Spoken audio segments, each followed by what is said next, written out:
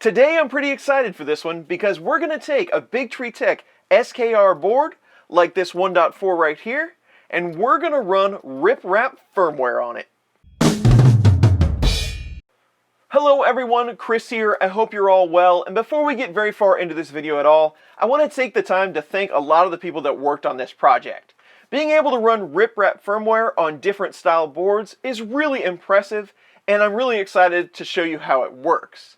But Jay, Pete, Justin, Trevor, Andy, all the other people that worked on this, it is very much appreciated. And I really don't need to spend a lot of time explaining how this whole thing works. You're going to see a lot of that as we go along. But basically what we're going to do is take a very affordable board, like a Big Tree Tech SKR, and we're going to install RepRap firmware and add a module that gives us Wi-Fi access and implements all the functions like you would find on a lot more expensive board like a Duet. You can even use the Duet DWC, the web controller, via Wi-Fi. So let's jump right in with a little bit of background on how this whole thing works. So let's start out with just a little bit of background knowledge in this whole thing. And this is Pete's Playground, and it has a ton of great information on this whole setup. And originally, they intended for you to jump an 8266 or some kind of Wi-Fi module over to your board, utilizing your LCD plugs to get this whole thing to work. And it does work. I'm sure it'll work just fine if you get all your resistors and everything lined up. You can make your own PCB. And I really like to play around with things like this, but even for me, this is just a little bit too much work. And why do it the hard way like this when you have pre-made boards that are relatively inexpensive? And that's where these boards come in. You can get them in a couple of different configurations. You can use your LCD cables. You can plug them directly on the board, like shown right here. You can even get them without the Node MCU, without the Wi-Fi part, just the board if you'd like to use your own module. And this is the one that I received from the guys right here.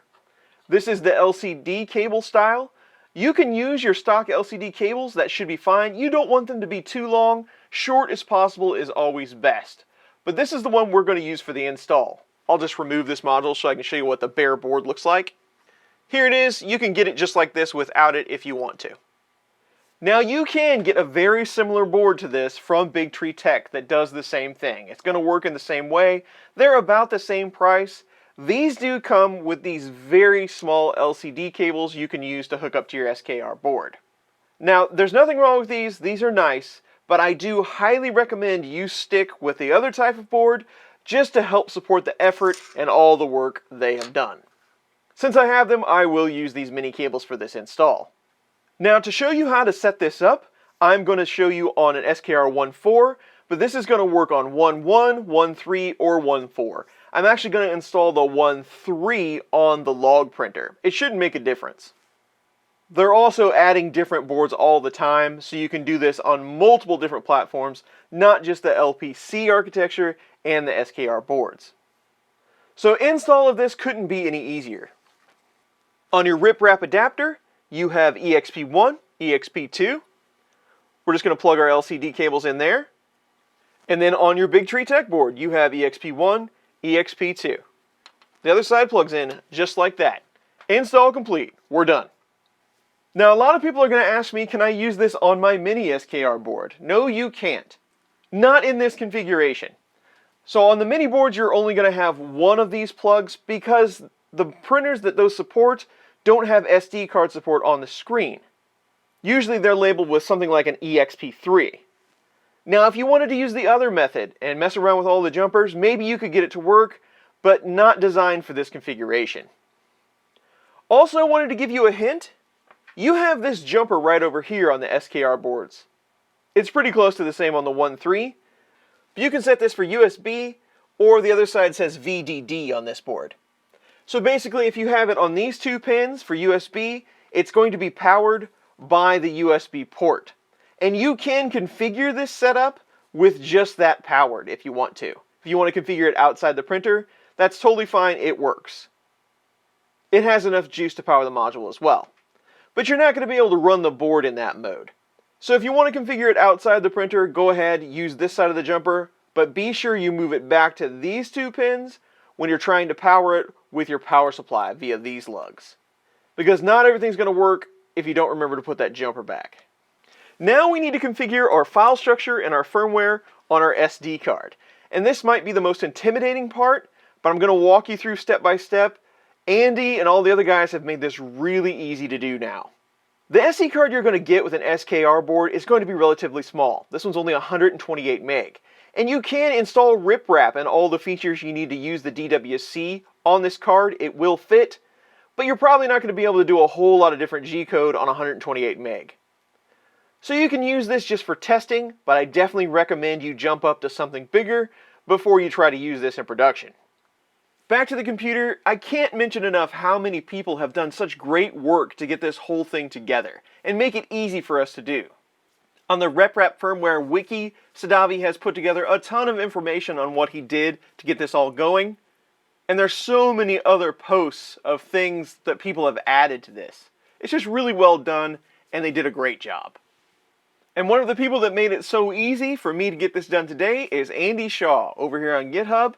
This is going to be a lot of the information that you need to get this up and running. We'll just head over to the RepRap firmware.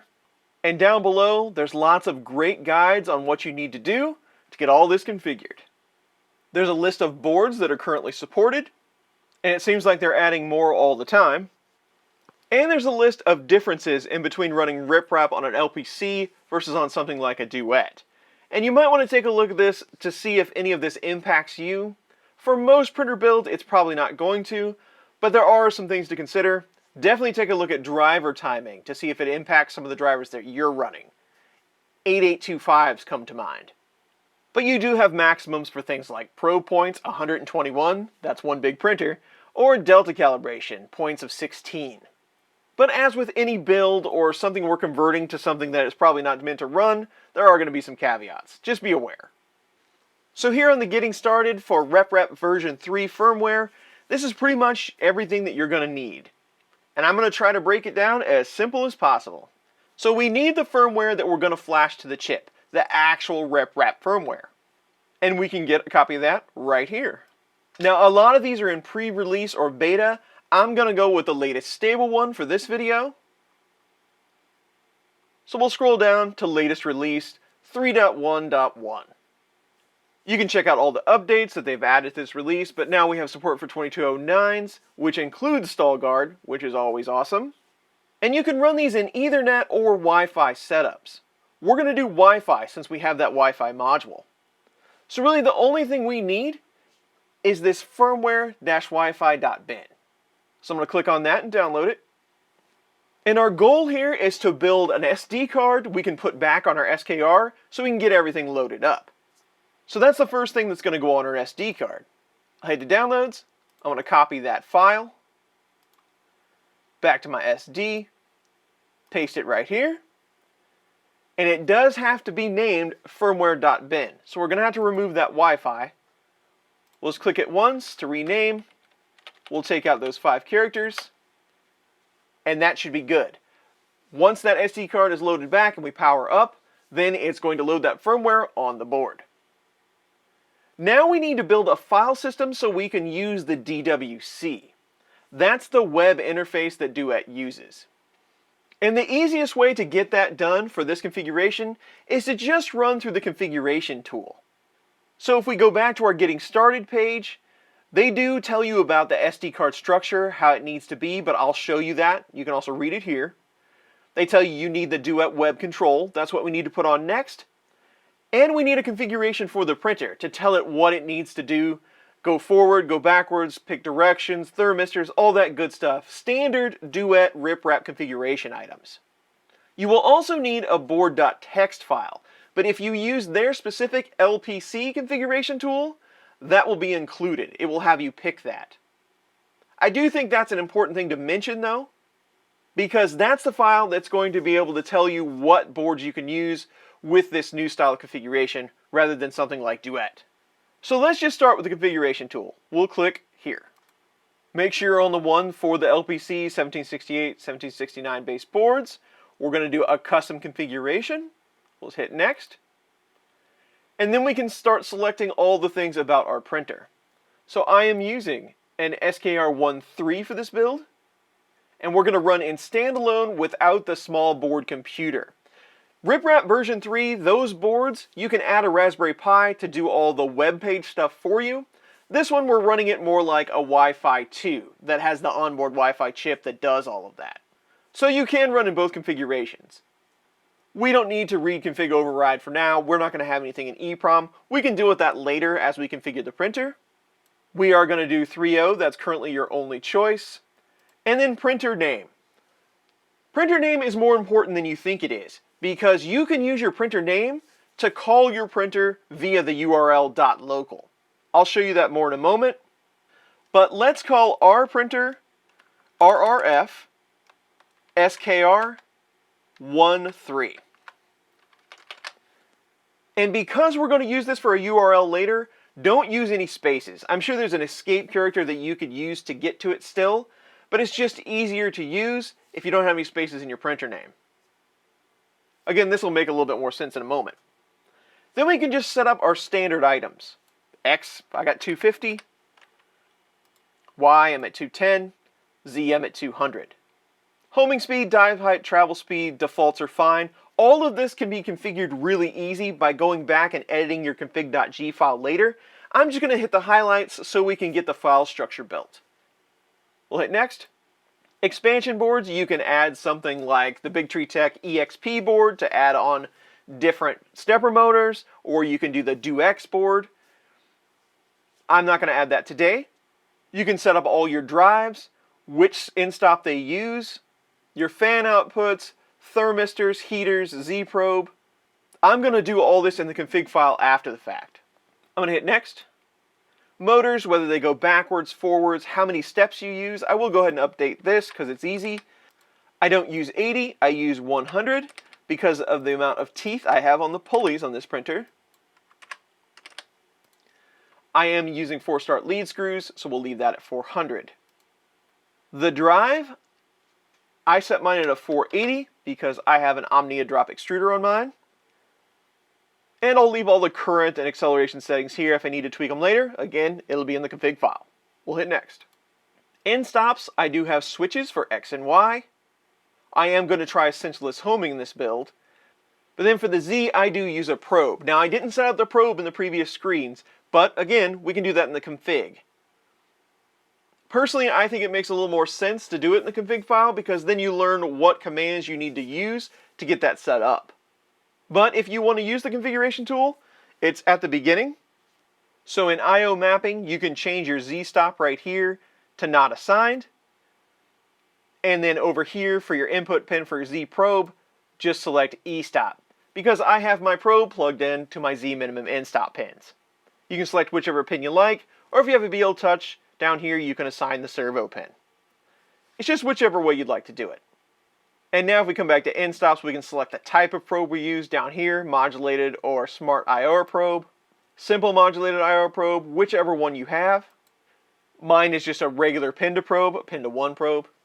And then up here for the end stop, I'll select Z probe. You can do your offsets right now if you wish. I don't exactly remember what mine are, so I will update them in the config file. And we'll hit next. PID tune. You can decide if you're using PID tune for your bed. I do recommend it on most printers if you haven't set it up already. And then these are the thermistor values. I always end up having to look these up because I do use an E3D for my heater on the hot end. And then for the bed, I use a standard 1K. This should be perfectly acceptable for a standard 1K. But we'll need to update that. Hit next. Fans, I'm just going to leave them where they are. We can set those up in a bit. I only have one tool, so we'll just leave that where it is. Bed probing mesh, we can adjust this on the fly. Again, I'm just trying to get all the config files created so we can get our board up and running. Display, I don't have a display present. Network, I do want to connect via my ESP module, so I'm going to enable this. Password, if you'd like to set up one, you can right here. You can configure this manually from the terminal if you wish, or right now you can enter your Wi-Fi network name. Make sure you have it correct. This is case sensitive. And then here you can enter your Wi-Fi password. This will save you a lot of steps. If you don't set this up right now, you're going to have to cable up USB and configure it with a terminal. I do have videos on how to do that, but again, just go ahead and set it here. You won't have to mess with it. We want to acquire a dynamic IP, so it's just going to grab one out of the pool from your router. And we want to enable the HTTP interface, our DWC, so we can interact with it. So we'll hit next. Here I'm going to go ahead and leave these two boxes checked because this will get us a version of the DWC that we can download. And this is the default RepRap firmware version. We already downloaded that into our bin file, so we don't need to get it again. But I'm just going to leave them checked for now. And enable panel do support. I'm not going to be able to configure that today, but maybe we'll revisit that if people want to see it. So let's hit finish. And here are all the files we need to put on our SD card. This is the web control software, the stuff that you can interface with it through the DWC. So we'll go ahead and download that. And then down here, we can download the whole configuration bundle. That's all these files that are used to configure how your printer works. So we'll download that. We'll go to downloads. We're going to unzip both of these. Just right click, extract all.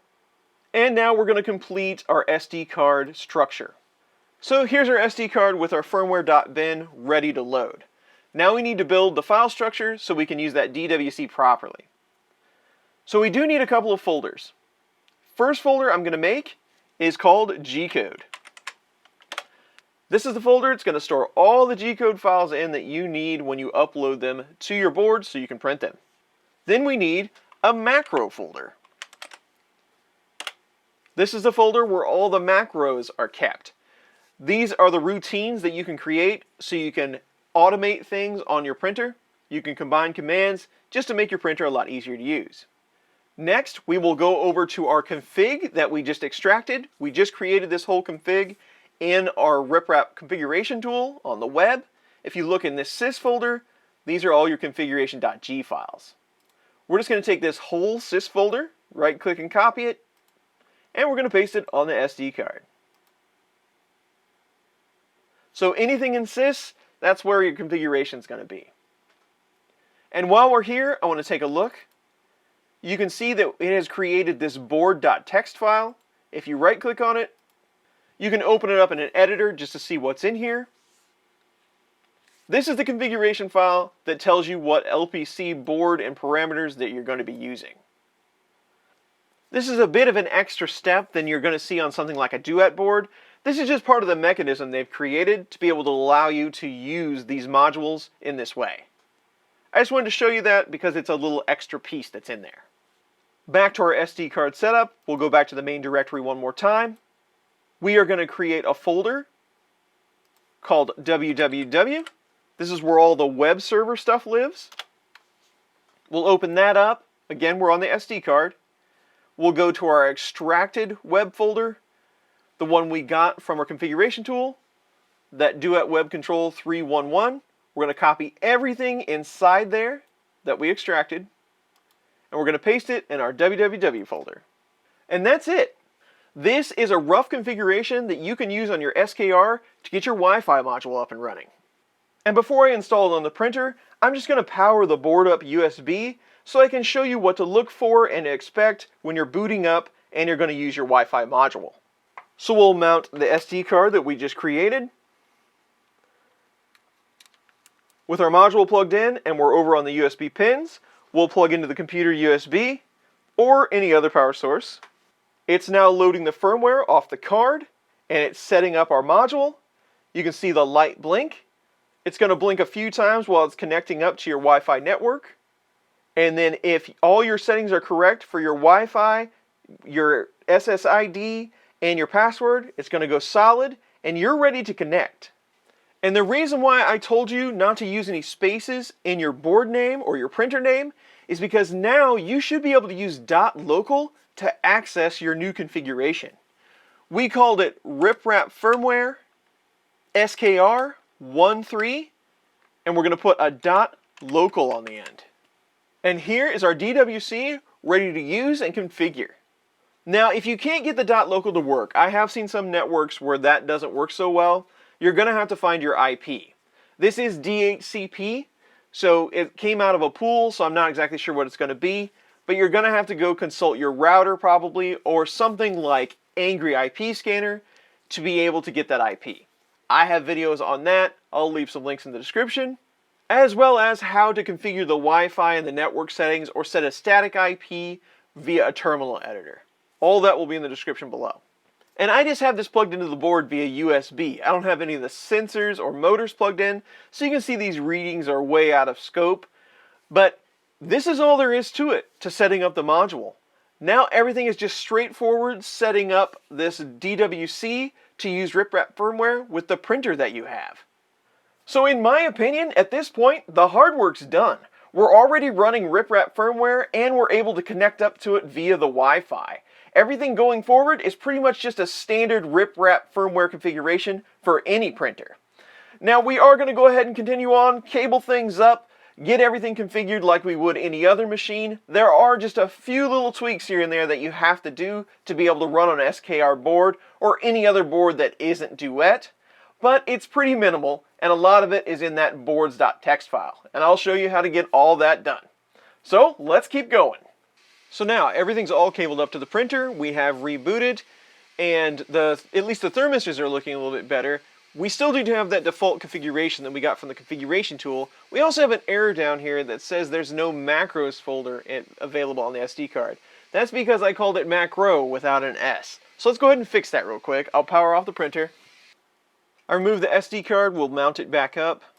And it looks like it did go ahead and create a macros, but it's probably confused by this one. So let's just go ahead and delete it. If you try to upload G-code, it might go ahead and create a G-code folder as well. You can give it a try, but it doesn't take that much to create one. Let's go ahead and mount the SD card back. Before I do that, also something to note, when it loaded that firmware, it changed this one over to .current. So if you need to reload that again, you can just change this to .bin if you want to reload it to another printer or something like that. Just a little side tip. Now we'll reload it. And this time, no more errors. Again, I think it will populate those automatically. Yeah, go ahead and play around with it. It's not that big a deal. Now we need to go ahead and test out the printer and see what configuration items we're going to need to change, because there's going to be a lot. From here on out, it's just a basic RepRap firmware configuration. I have videos on this, but I at least want to get the printer working in this scenario. So let's start out with some test moves like we always do. Now you can't move your axis without homing in RepRap firmware by default. You have to use some commands to get around that. So let's go over to the console. And let's start with X. Let's just do G91. That should allow us to move. And then we're going to do a G1 for movement. H2. X. Let's move 10. At a feed rate of 3,000. And we seem to be moving correctly. So that's good, at least on X. We are still getting some errors down here that are annoying me. You can't see them because of the screen capture, but it's complaining about directories. I'll go fix that in a minute. Let's continue on with testing. So let's just change to Y. Now Y moved in the opposite direction, so we will need to change that one. It should be moving forward, so this is positive. And let's do Z. Z is moving down, so that needs to be flipped. So let's kick on the heater for the hot end. Let's set it to 195 is fine. We just want to make sure the extruder is turning in the right direction and it's heating up successfully. It does look like it's picking up temperature. And let's do the same for the bed. We'll make it active and let's set it to 60. And the light came on, so we are heating up. So we did hit a fault on the bed heater. It doesn't look like it likes how fast my bed is heating up. It is kind of chilly down here, but it wants 1.8 C a second. I don't know if mine's fast enough for that, but we can adjust that in a config file. On the hot end, we are getting up to temp, so I'm going to jump back to dashboard, and I just want to make sure the extruder is turning in the right direction. 10 millimeters, 5 millimeters a second is fine. I'm just going to hit extrude. You can see the knob on the extruder turn. That is also the wrong direction. So we got some things to change up. So let's go to System, and pretty much everything is config.g. So let's start with the drives. X was good, we'll leave that one alone. Y, we're going to switch that to S0 to change the direction. Same for Z, and same for the third one for the extruder. A lot of this is just going to be informational for you, but M84 is actually what sets what drives do what. So if you have 8 or 9 of these, you can list them all here. You have your microstepping, you have your steps per millimeter. We set all that in the config tool. And then your usual settings, what I would call jerk values, maximum speeds or feed rates, acceleration, motor current. Most of the defaults for this printer are going to be just fine. And for that fault down here on the thermistors that we saw when it was heating up, the easiest way to do this, since we've set it to PID on the bed, is to just run an auto tune and then put the parameters in here. So we'll save this for now. Yes, we'll restart the board so we can correct the motor direction. And then we'll go to the console once it's back up. And let's do an M303. And we should be able to do H0 for the bed heater, heater 0. Then we set the PWM setting. How far on do we want it to be while it's tuning? I usually do 50%, so 0.5. 1 is full blast. And then I'm going to tune for S60. I like to tune to the middle of the spectrum that the bed's going to do. And we'll just send that. And we have a little tuning up here, and we'll wait for that to complete. So now our auto tune is complete. You can go ahead and save those results with an M500, and that's going to put it in config-override.g. We saw that earlier. It uses it kind of like EEPROM on another board, but I think that gets somewhat confusing if you do that. You're not quite sure which settings are coming from where. I just like to put them in config.g so I can see them all on one screen. And if you do an M307H0, you can see the results. M307H0. And these right here, these model results are the ones we want to enter in config.g.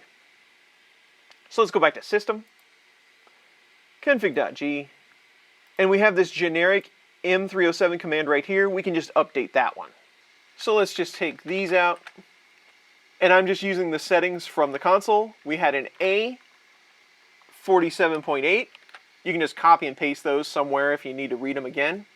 Then we had a C 377.7, a D 6.4. We used our PWM, which is S 0.5. You can adjust that to 100 or however you want to set yours up. Then we can put in a V value of 0.0 and a B 0. And just so you understand, H is the heater number. In RepRap, 0 is default to the bed. A is the gain expression. This is all the same for the PID tune and any other thing. It's just the algorithm and the numbers it uses to be able to throttle that temperature and get it more consistent. C is the time constant.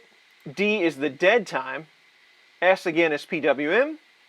V is a voltage setting. You don't use this a lot, so I just set it to 0, but it can compensate if the voltage fluctuates.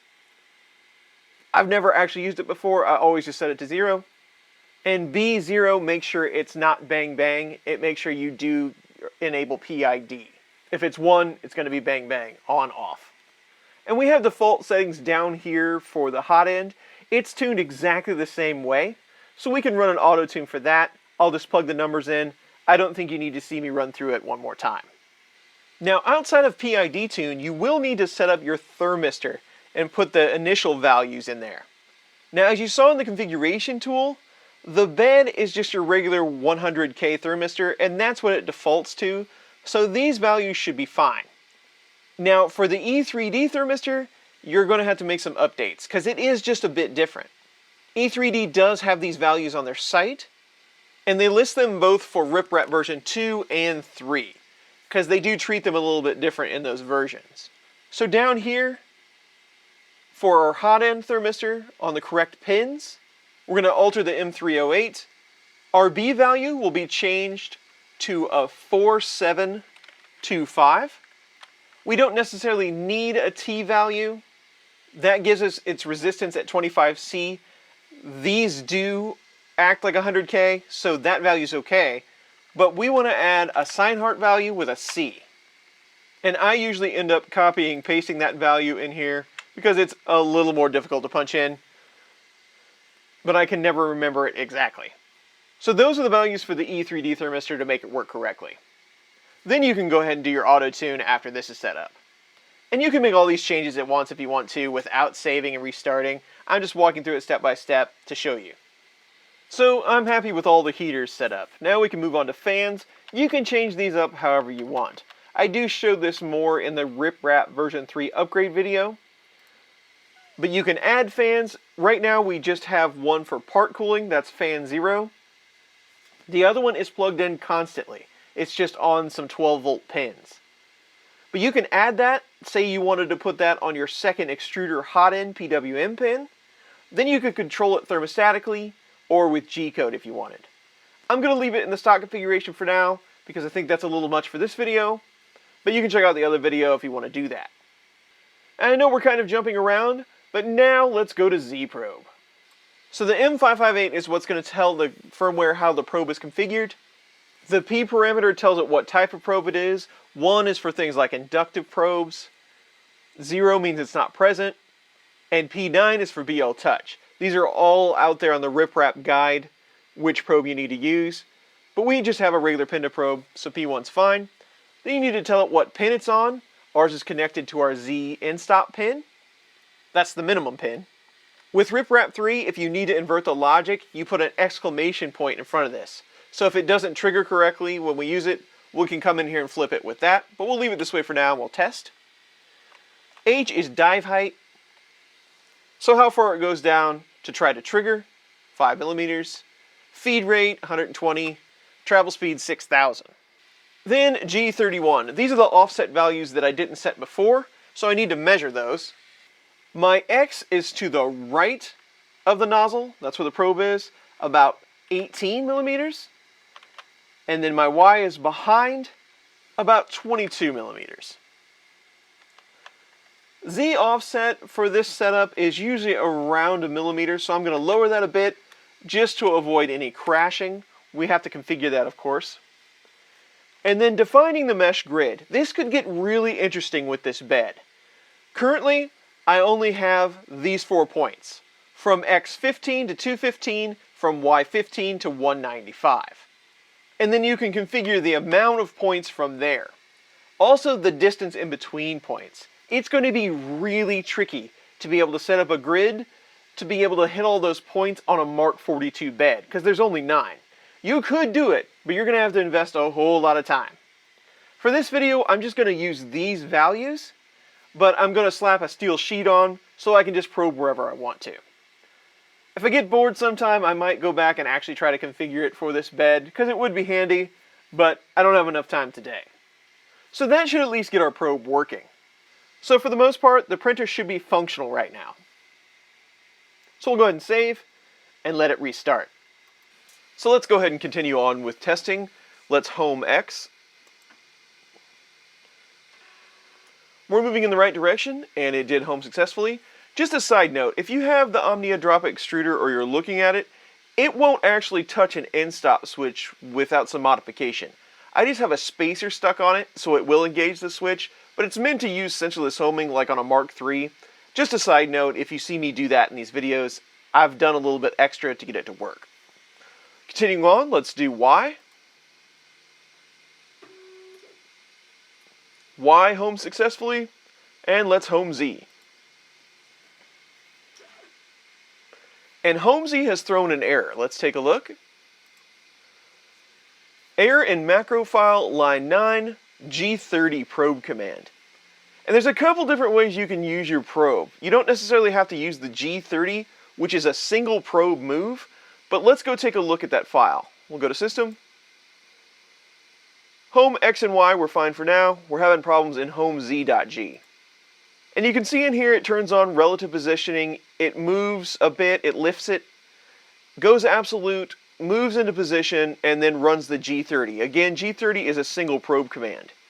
I actually don't prefer to do it this way. So I'm going to comment these lines out, just so I have them for later if I want to go back. And then in the top here, I'm going to build my own file. So I want to keep the Z lift. I'm going to go G91 to turn on relative. And then I'm going to do a G1, H2, Z5. That allows me to move Z up at a feed rate of 5,000, 6,000. It doesn't really matter. Let's go 6. And then we'll turn absolute back on just for safety measures. After that, I'm then going to move into the position where I want to probe, which is in the center of the bed.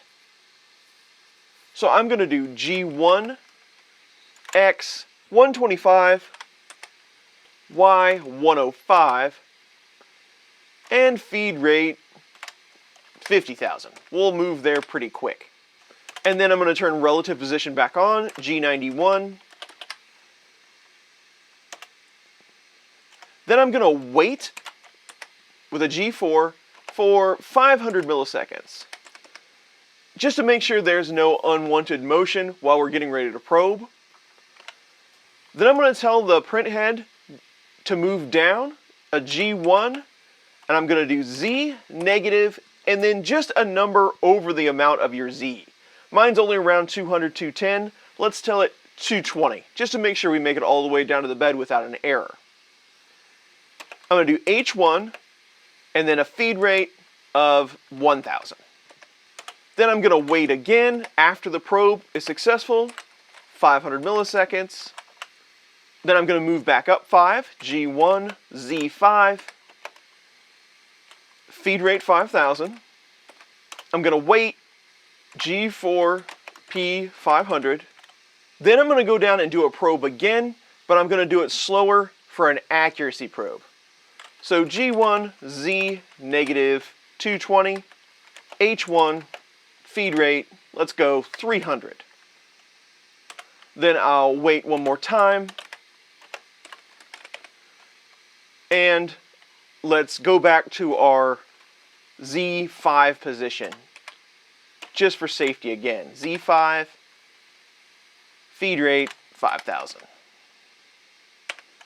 Then we'll turn G90 absolute positioning back on. So it's doing the same thing. It's achieving the same results. You're using the probe as your Z end stop anyway, but you don't have to use the G30 command. G30 does work, but I think this process works just as well, and it's a little easier for me to understand how it's treating the probe. So let's save that. We'll go to dashboard and let's try to home Z again. And our Z home was unsuccessful, but during these tests there's a couple things that I noticed that we probably missed during the configuration. So we're going to have to go back in and tweak some more settings.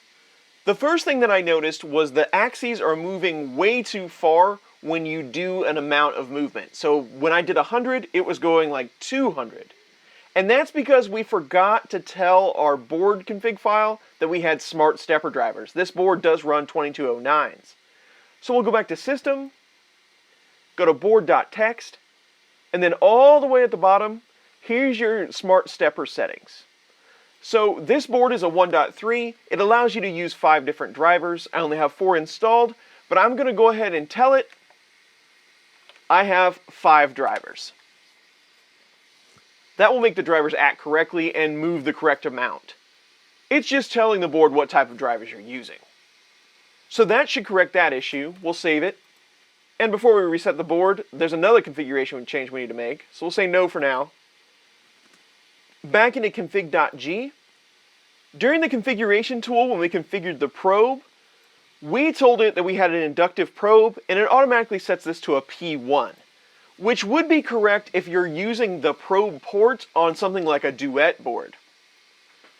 But that probe port expects an analog sensor, and we're using the Z stop pin, which does not. So we have to use a probe number that is compatible with this. So we're going to use a P5. When you're on P5, basically you're just telling it that you have a switch, and it's treating that probe like a switch. And in this configuration, that's exactly what we're doing. So now our Z home should work correctly. We can go ahead and save. And I want to make one more change, so I'm going to go ahead and say no. In your home all file, so you can use that home all button on the dashboard, it's going to have a different set of parameters in it. It does include a G30 by default, at least the one for my configuration did. I just commented all these out, and I used the M98 command to run all 3 of my home files, X, Y, and Z. So you might want to consider doing this. You might have to fix up your home files a bit to get them to act correctly. But home all, I just want it to do all of these in order anyway, so that's how I handle the home all file. So now we can go ahead and reset our board and try our homing again. The board is rebooted and I'm pretty confident this time, so I'm just going to hit the home all button.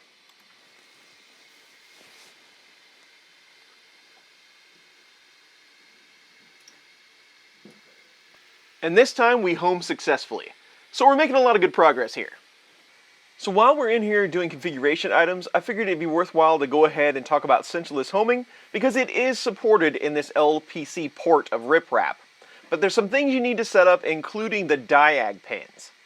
Outside of what I'm going to show you in the configuration, make sure you're using your 2209 correctly, or your 2130 if you have it. On the SKR 1.3, you have those jumpers that you need to cap if you're using centerless homing. On the 1.4 boards, you need to make sure the diag pin on the driver is down and intact. I have some guidelines in other videos on how to use centerless homing on these boards. Also, make sure you have your in-stop switch unplugged. So with the hardware configured correctly, let's go ahead and set up the software items. Let's start in board.txt to configure those diag pins. I would just add the setting down here underneath your TMC Smart Driver section. You need to add stepper.tmc diag pins equals, and then set the pin numbers.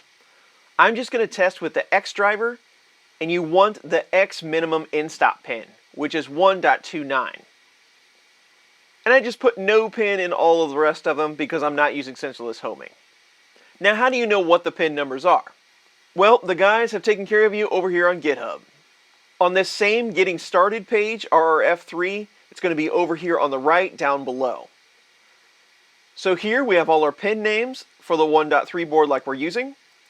We want to use the stop pin anywhere we're using centerless homing. X stop is 1.29. Y stop would be 1.27, and so on. So come here to check out which one you need to put in that file. Back to the printer. There's our X in stop pin, so we should be good. We'll save this. Then we need to go to config.g and set up centerless homing. Now there are settings that you need to use when using a 2209 with RepRap firmware, and we haven't gone over that yet, but now's a great time. So in the drive section where you set what drive number it is and what direction it goes, we can add some other parameters to tell it we're using a 2209 and whether we're using Stealth Chop or Spread Cycle. So centerless homing only works if you're using Stealth Chop. So to set it to Stealth Chop, do a D3. D2 is Spread Cycle. Also in RepRap firmware, it automatically does by default use that hybrid mode, where it will keep it in Stealth Chop until the demand gets higher, then it's going to kick it up into Spread Cycle mode. And the Spread Cycle mode is a lot louder, but you get a lot higher torque. And that is set by a ratio. And that's the V command. The V command is actually used for an interval in clock cycles. So it's a setting to help the driver decide when it's going to switch from Stealth Chop to Spread Cycle via load. Most of the time when I'm using Stealth Chop, it works just fine and I don't need this feature, so I just set V to 0. That will allow it to stay in Stealth Chop all the time. And no matter if you're using centerless homing or not, you need to set these. And for X, Y, and Z, I'm going to use Stealth Chop all the time. And then for the extruder, just to make sure I don't get any skips, I'm going to keep it in Spread Cycle. So I'm going to enter D2 instead. Having the extruder running in Stealth Chop really doesn't make the printer that much quieter anyway, so better safe than sorry, run the extruder in Spread Cycle. The next thing we need to do is tell our X in-stop that we're going to be running in centerless homing mode. Right now we're sent to the X stop pin with an S1, so there's a switch. So I'm going to take the pin parameter off and change S1 to S3. So anything you use centerless homing, you need to make that an S3. Then we need to configure the stall detection. We can just put it in right underneath the in-stop commands. And you do that with an M915. We're going to select what drive has stall detection, P0, that's the X motor. We're going to set the sensitivity. Let's start out with 10. You use the S command for that. The lower the number, the more sensitive it's going to be. We're going to use the H command and set that to 150. That's optional, but that's the motor steps per second that can be seen to allow stall to be detected. And we're going to use an R0. That's the action it takes when it detects the stall. 0, don't take any action. And you can add each one of these for every axis you're going to use stall detection on. So this is all fine and good, but most of the time, this isn't going to be enough. Just setting the sensitivity here probably will cause crashing. You need to lower the current of the motor and probably change up the acceleration of the axis to make it able to use stall detection successfully. And the best way to do that is in your home file. So let's save this one, and let's go to homex.g.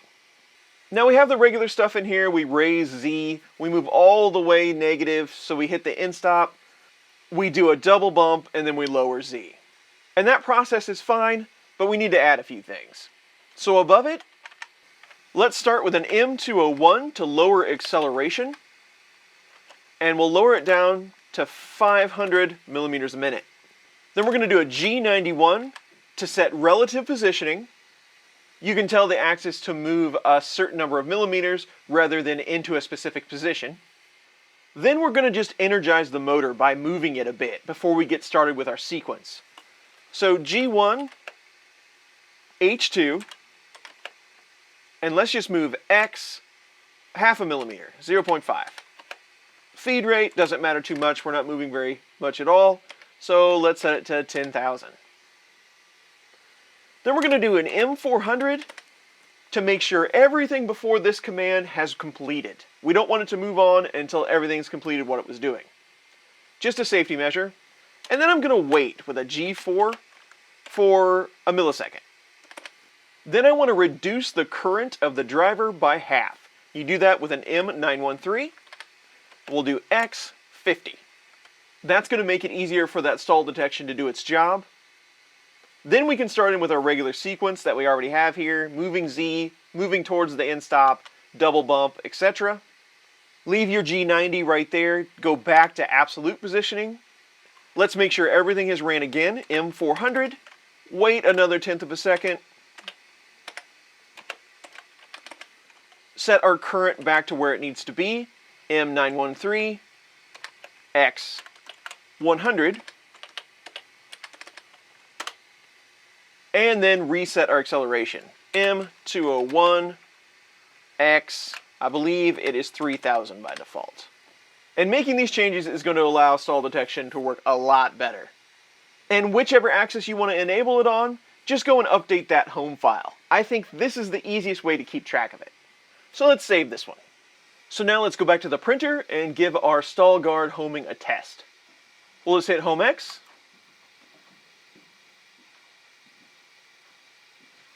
And it's a little too sensitive. So we'll go back to the DWC, and let's just edit the sensitivity via the console so we can do some testing. So go to the console, and we're just going to run the command that we use in our config.g file, this M915. So we started at 10, let's try 15. And we'll home again. We got a little further, 15's a little still too sensitive. Let's run it up to 20, home again.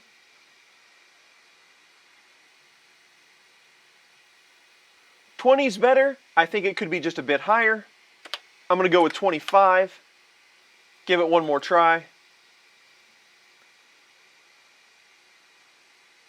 And I even bumped it one more time to 30. But I think 30 is a lot better setting. So let's just make that update in our config.g. M915 command, we'll set it to 30. And now we have sensorless homing.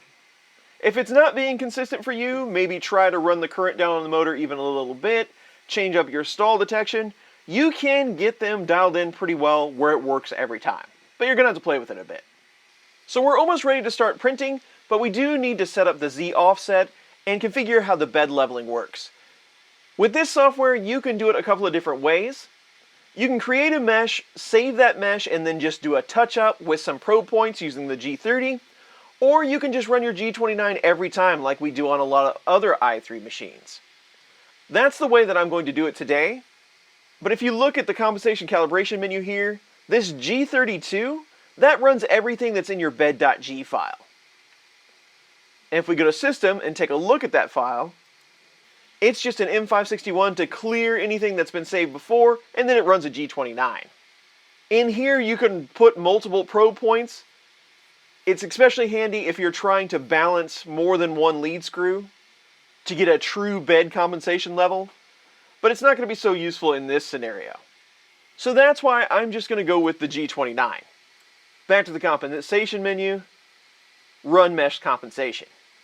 And that's going to go around to a bunch of points on the bed based how we configured our config.g file, and it's going to build a height map and save it. There's a lot of different points in my configuration, so we'll go ahead and let it run. And our configuration ran way too many bed points. And you can see this one right here where it's tall. That's where the probe actually contacted one of the clips. So we're going to need to adjust that. We can use a lot less points and still get a decent map. So let's correct that first. Let's go over to System, back to config.g, and let's move in just a little bit so we can get away from those clips. X, let's do 25 and 230. And Y, let's go ahead and do 25 and 185. You could probably go a bit bigger, but this will keep us safe for this configuration. And then S20, that's spacing with points. So how far apart can it space the points and fill the bed up? Let's just make it do 3 points. So if you use the P, that's the point count, not the spacing. So we're just going to do 3 by 3. Also, you want to make sure your X and Y settings on the minimum aren't too low compared to your offset. Our offset is 18 and 22. It's not going to be able to get to those points because of the offset. So it has to be higher than 18. Same with Y. It's because it knows the probe is at that certain point. And say if you went to 15, it can't get there because the probe is already at 18x. So this should be much faster. So we'll go ahead and save and run it one more time. And I'm a little more confident with this run, so I'm going to go ahead and turn the bed heater on. We'll set it to 60. It's probably a good idea to level with the heat on. So I'm going to go ahead and home all, and then I'll kick off our G29 when we get up to 10. G29 is processing. We are hitting the first point, and we're far enough in this time that we're not going to collide with that clip. And here's our new map with our 9 points. We're a little bit low here in the corners, and you can see how much lower it is than the surface. That's because it's taking into account Z offset. We're going to get that fixed up here in a moment. But the level isn't too bad, at least we don't have spikes because it interacted with the clips. Again, you can adjust to as many points as you like. And speaking of Z offset, that's pretty much the last thing we have to tackle. So let's go ahead and get that adjusted. We'll go back into System in our config.g, and I'm going to set my Z offset. Remember, set your offsets with G31. I'm just going to set that Z to 0. I think it's easier for me to show you if it starts at 0. So we'll save that. Again, I'm going to make sure that my heater is on for the bed. I'm going to set it to 60. In the dashboard, I'm going to go ahead and home all.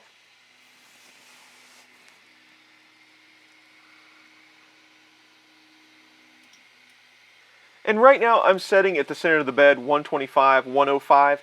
If you aren't setting at the center, go ahead and jog there. And then we're going to start lowering Z down with these knobs. Now, if you need to go into the negative, with most of the time with these inductive probes you will. You have to run a command to allow you to do that. So let's go to console real quick. And we're going to run M564S0. That's like turning the software in-stops off in Marlin. It's going to let you go into the negative now, if you need to. So again, now we're just going to start bringing down Z really slowly until the nozzle touches the bed and we get to our 0 position. I just use a piece of paper so I can tell when it's there. And right there, the paper is pretty clamped down. Not too bad, you can still move it, but I would consider that with the nozzle at 0. And we're now at a negative 0.5, and that's going to be really close to your offset. From here, this usually gets you close enough, and then you can adjust it with baby stepping. That's just how I do it. So I'm going to go with that for now. So back to System, config.g. My offset will be 0.5. It might be kind of confusing doing this from Marlin to RepRap, but you're actually a positive value in RepRap, where that would be negative in Marlin. What that's trying to say is what is the distance from where the probe triggers to where the tip of the nozzle is. So we'll save that. And at this point, I just like to start a leveling print. I'm going to use my log slicer profile. It already has a G29 in it, so I can run leveling every time I do a print. With this 3-point level, it's not such a big deal. And then for my original print here, I'm going to use my Tom's leveling guide that I like to use because I think it's easy to tell where the first layer is going to be. So we'll just export this and upload it to our board. So we'll just kick off the print, and then it'll take us to the status menu where we can use this baby stepping down here to adjust it a little bit if we need to. So we're almost done with the level. We're ready to start printing. Let's just see how the first layer goes down. Again, we can use the baby stepping here to correct it a little bit by little bit. The first layer actually looks pretty good. I am using a powder coated sheet, so maybe just a little bit more squish because I like a little bit more on these just to make sure it's going to stick. So I'm going to add 0.1 millimeter to it. And we were a little high before I made that adjustment, but now it's looking pretty good. So I'm going to add that amount to my config.g, and I think we'll be good to go for our first layer, at least with PLA. So back to system one more time, config.g, your G31 command for your offsets. I'm just going to make that a 0.6. And we'll save it. And that's it. You should be ready to start printing with centerless homing and with Z-probe auto leveling on your SKR board running RepRap firmware complete with the DWC so you can control it via the wireless. So there it is. The RepRap firmware install on our Big Tree Tech SKR board is now complete, and we can use all the features that come with this firmware, including the Wi-Fi connectivity via our DWC. And if you've always wanted to try this out, this might be the configuration for you. With all the components that you have to make this work, it still comes in at a lot less than something like a duet board would, and you can still use all the features. So maybe check it out. Again, thank you to all the people that worked on this. I had a lot of fun making this video, and I can already see a lot of uses for this configuration, and I'm looking forward to adding it to a lot of other boards down the line. And on top of this, I can finally do a comparison in between Marlin and RepRap side by side on the same hardware. So that's it for today. Hopefully you found this interesting, and I will see you very soon on the next one.